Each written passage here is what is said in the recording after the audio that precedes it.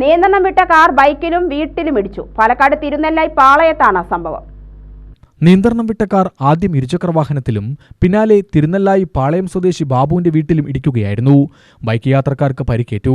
തിരുനെല്ലായി സ്വദേശികളായ ശെൽവൻ, ഗുരുവായൂരപ്പൻ എന്നിവർക്കാണ് പരിക്കേറ്റത്. ഇരുവരെയും പാലക്കാട് ജില്ലാശുപത്രിയിൽ പ്രവേശിപ്പിച്ചു. അത് രാവിലെ ഞങ്ങൾ അടുക്കളയിൽ നിൽക്കുകയായിരുന്നു.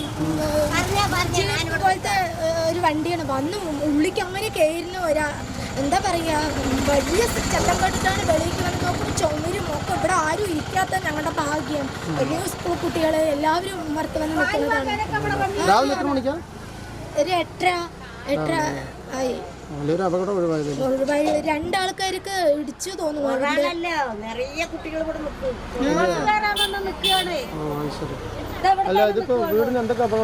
വീടിന്റെ ചുമരൊക്കെ പോയി. അവിടേക്കൊക്കെ ചുമര് വിള്ളല് വന്നിട്ടുണ്ട്.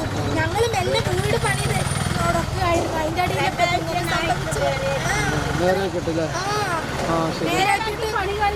കഴിഞ്ഞിട്ടില്ലേ. അപ്പോഴേക്കാണ് ഇപ്പൊ ഇങ്ങനെ വന്നത്. എന്താ ചെയ്യേണ്ടതെന്ന് അറിയണില്ല.